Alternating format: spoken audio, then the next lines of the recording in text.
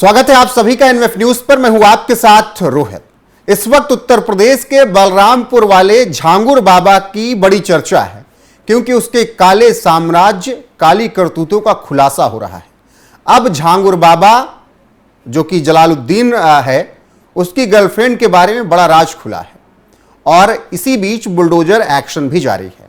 तो चर्चा करेंगे, लेकिन उससे पहले कुछ आपको विस्तार से बता देते हैं चीजें कि क्या कुछ इस वक्त उसके खिलाफ हो रहा है। झांगुर बाबा की गर्लफ्रेंड पर बुलडोजर एक्शन। झांगुर बाबा की कथित प्रेमिका नीतू रोहरा इस वक्त चर्चाओं में है। 3 दिनों तक चलता रहा पिछले बुलडोजर एक्शन और अब नीतू रोहरा पर भी बुलडोजर एक्शन की कार्रवाई हो रही है। उसकी संपत्तियों पर, सरकारी जमीन पर लगभग 2 बिस्वा में फैला था अवैध अतिक्रमण और उसे पूरी तरीके से ध्वस्त किया गया। नीतू रोहरा उर्फ नसरीन के नाम पर बनाए गए घर का मुख्य गेट भी ध्वस्त कर दिया गया।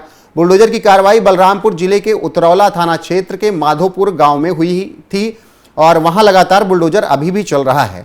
और इस बीच यूपीएटीएस और ईडी झांगुर बाबा की विदेशी फंडिंग और 100 करोड़ से अधिक के साम्राज्य को खंगाल रही है, क्योंकि खबरें ये भी हैं कि दुनिया के तमाम देशों से उसको फंडिंग आ रही थी। और अब अगर इस पर चर्चा करें तो जिस तरीके से ADG law and order Amitabh Yash का भी बयान आ गया, उन्होंने कहा कि हर एक राज झांगुर बाबा उगलेगा। अनुपम जी, लेकिन अब उसकी गर्लफ्रेंड के बारे में जो खुलासा हो रहा है वो सब क्या कुछ है, एक बार बताइएगा। देखिए, सबसे पहले तो आज जो बड़ी कार्रवाई थी, मतलब यूपीएटीएस की, जो आप देख रहे थे कि बुलडोज किया जा रहा था, उसकी सारी प्रॉपर्टी बुलडोज की गई, वो कार्रवाई खत्म हो गई। अब इसमें 2-3 चीजें हैं रोहित जो हमें समझनी पड़ेगी और उसके बाद हम गर्लफ्रेंड पर भी आते हैं, क्योंकि नीतू उर्फ नसरीन, इसके बारे में समझे बिना हम झांगुर बाबा को समझ नहीं पाएंगे। तो सबसे पहले तो ये है कि ये 100 करोड़ रुपए, आपने द केरला स्टोरी देखी है जी? द केरला स्टोरी में जिस हिसाब से, जिस तरह से लड़कियों को फंसाया जाता है और फिर उनका धर्मांतरण किया जाता है, उसमें एक बाबा के बारे में दिखाया गया है। और ठीक इसी तरह ये झांगुर बाबा था उत्तर प्रदेश में ललितपुर में, बलरामपुर में, माफ करिएगा, हाँ बलरामपुर में। अब इसमें 2-3 चीज जो निकल कर आई है कि इसको फंडिंग आती थी सिर्फ इसलिए कि धर्मांतरण करवाओ, मतलब हिंदू लड़कियों को टारगेट करके उन्हें मुसलमान बनाया जाता था। अब नीतू उर्फ नसरीन इसके कांटेक्ट में कैसे आई? नीतू बहुत परेशान थी, उसे एक बीमारी है, तो और उससे बच्चा भी नहीं हो रहा था। तो उसे किसी ने कहा कि भाई अब मेडिकल साइंस नहीं कर पाएगा तुम्हें ठीक, तुम्हें एक बाबा के पास जाना चाहिए। उसने पूछा किस बाबा के पास?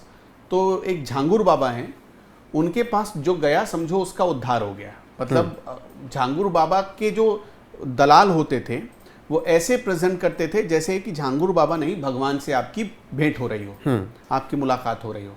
झांगुर बाबा ने जिस पर हाथ फेरा उसका काम बन गया।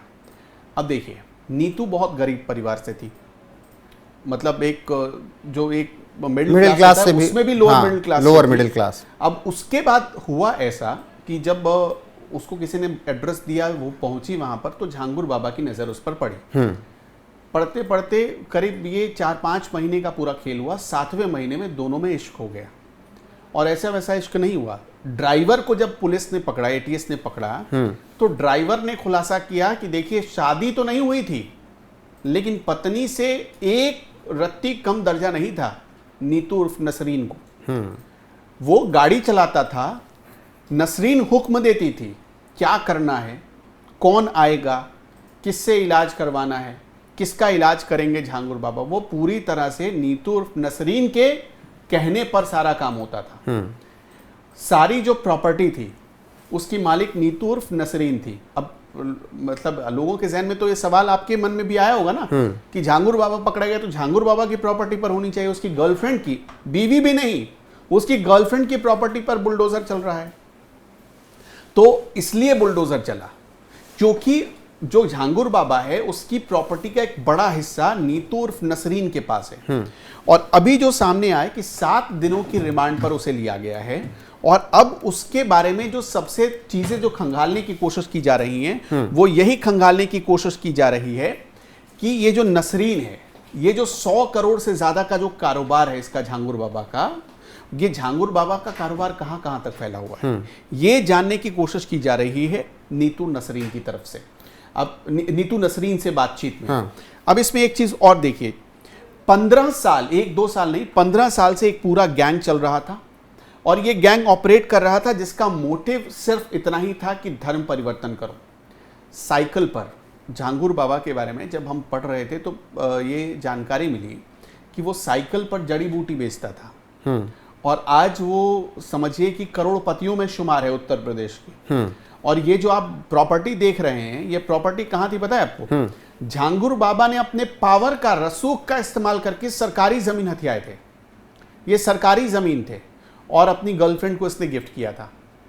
पता चला कि वहां पर 4-4 मंजिला बिल्डिंग खड़ी हो गई है और उस बिल्डिंग पर आज ये बुलडोजर चला है। 3 दिन तक लगातार कार्रवाई। लेकिन अब जब जमीन इलाके में, जब एटीएस ने झांगुर बाबा और उसकी सहयोगी नीतू उर्फ नसरीन को 7 दिनों की रिमांड में ले लिया है, तो अब क्या लग रहा है कि और खुलासे होने वाले हैं इस पूरे गैंग के बारे में? देखिए, अभी क्या है कि जो फंडिंग का सबसे बड़ा सोर्स वो आ रहा है दुबई, मतलब सऊदी से, वो कतर से, मुस्लिम कंट्रीज से आ रहा है, जिसमें पाकिस्तान से भी लिंक जोड़ने की बात सामने आ रही है अभी तक।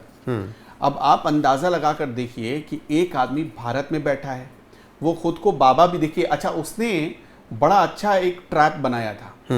वो झांगुर बाबा अपने मुख्य नाम को वो छिपा लेता था बहुत होशियारी से, और मुख्य नाम को वो इसलिए छिपाता था क्योंकि उसके टारगेट पर सबसे ज्यादा हिंदू लड़कियां होती थी, हिंदू औरतें होती थी। अब मैं आपको एक उदाहरण बताता हूँ। इसके बारे में एक जानकारी ये पता चली कि ये महिलाओं को कैसे फंसाता था पता है? कोई महिला इसके पास गई जड़ी बूटी लेने के लिए, अपने घर की समस्या लेकर कि बाबा जी इलाज कर दो। ये उस महिला को पहले उसकी आर्थिक स्थिति भांपता था कि कैसी है, फिर ये देखता था कि ये महिला हमारे झांसे में आ पाएगी कि नहीं आ पाएगी। उसके बाद उसे पैसे ऑफर करता था। पैसे ऑफर कैसे होते थे? अगर मान लीजिए कि एक महिला बहुत ही ज्यादा गरीब फैमिली से है, उसे इसने 5,000 रुपए दे दिए।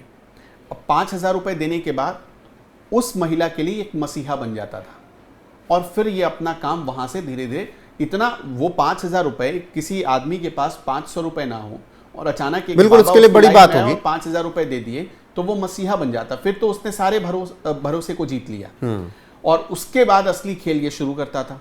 फिर उस महिला को अपने यहाँ लगातार बुलाना, बिठाना और चुपके से धर्म परिवर्तन करा देना। और कई लड़कियों को इसने, खबर है कि उत्तर प्रदेश से बाहर भेजे, बिल्कुल केरल तक बताया गया, केरल भेजी गई लड़की, फिर उसको सऊदी भेजा जाना था। उस लड़की ने तमाम खुलासे किए, भेजे भी गए हैं। अभी तो एटीएस इसी चीज की जांच कर रही है। देखिए, इसने धर्म परिवर्तन किए और आपको याद है कि एक आतंकवादी संगठन है ISIS, एक समय ऐसा लिंक आ रहा था बहुत लोगों, मतलब भारत से बहुत सारी लड़कियां भेजी गई और वो ISIS में शामिल हो गई। आपने वो चीजें देखी होंगी।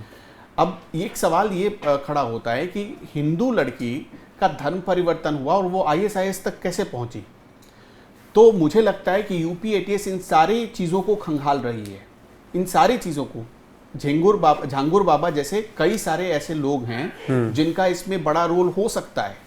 बिल्कुल। अभी देखिए, इसकी प्रॉपर्टी की बात चल रही है जो सिर्फ भारत में नहीं, भारत से बाहर भी हो सकते हैं। अरे जो भारत में है या जो बलरामपुर के आसपास है, वहां पर 40-40, 50-50 कमरों की कोठियां हैं। इसीलिए इसके बाद सबसे पहले अगर पुलिस ने किसी पर हाथ डाला, एटीएस ने किसी पर हाथ डाला, तो वो इसकी गर्लफ्रेंड थी। 7वीं फेल है, वो 7वीं फेल है, लेकिन वो 100 करोड़ के आसपास बताया जा रहा है कि प्रॉपर्टी उसको दे रखी है इसने। आप इससे समझ लीजिए कि ये बाबा कितना चालाक था, कितना शातिर था। इसको पता था कि देखिए कोई रास्ता तो इसके पास होना चाहिए। अभी एटीएस ने जब कार्रवाई की तो इसके सारे खाते, इसकी सारी प्रॉपर्टी सीज हो गई।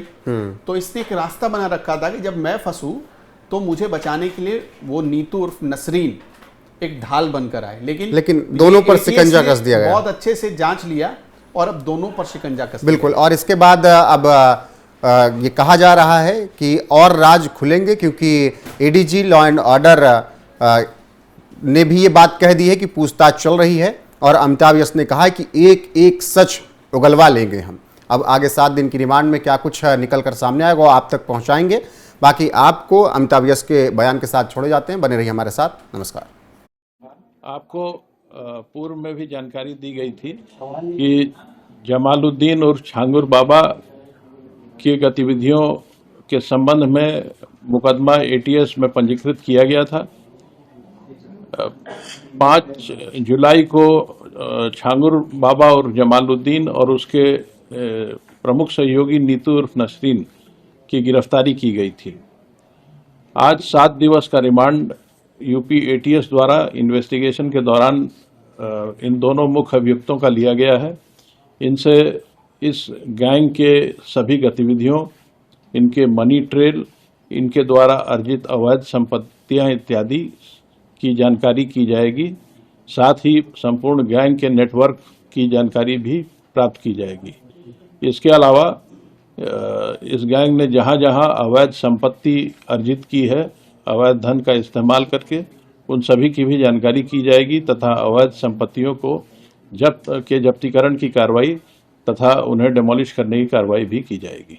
सर, क्या अभी तक जो जितनी भी आगे पहले जांच पड़ताल हुई है, क्या इस बात की कोई जानकारी अब तक कितने लोगों का अवैध धर्मांतरण कराया होगा, कितनी महिलाएं होंगी, कितने पुरुष होंगे, कोई आइडिया? इस संबंध में अभी कोई गैस करना उचित नहीं है, क्योंकि एटीएस इस पूरे प्रकरण की विस्तृत जानकारी कर रही है, उसमें गहन विवेचना कर रही है। लेकिन ये बात इस बात की जानकारी हुई है कि लगभग 15 वर्षों से यह गैंग वहाँ कार्य कर रहा था और इस दौरान इसने काफ़ी बड़ी संख्या में धर्मांतरण कराए हैं। सर, जो एफआईआर एटीएस की है उसमें जमालुद्दीन के भतीजे का भी नाम है, सबरोज का, और इसका भांजा है शहाबुद्दीन, एक नागपुर का ईदुल इस्लाम भी है। 9 नामजद आरोपी हैं, मात्र 4 गिरफ्तार हैं। 5 की गिरफ्तारी कब होगी? इस प्रकरण में जब प्रत्येक मुलजिम के विरुद्ध साक्ष्य संकलन की कार्रवाई पूरी हो जाती है, उसके बाद ही गिरफ्तारी की जाती है। एसटीएफ ने अपने जांच में काफ़ी साक्ष्य संकलित किए थे और जहां जहां उन साक्ष्यों के बारे में पुख्ता तथ्य इकट्ठा कर लिए गए हैं, जिन मुलजिमों के विरुद्ध पुख्ता तथ्य प्राप्त हो गए हैं, उन सब की गिरफ्तारी कर ली गई है। आगे की कार्रवाई जारी रहेगी। सर, एक मोहम्मद अहमद का नाम है जो पूना में बैठा हुआ है, यहाँ कुछ लोग उसको राइट हैंड भी बताते हैं, लेकिन अब उसका बयान आ रहा है, वो खुद अपने आप को पीढ़ी बता रहा है और ये बता रहा है कि छांगुर बाबा का मुख्तार अंसारी से भी कनेक्शन है।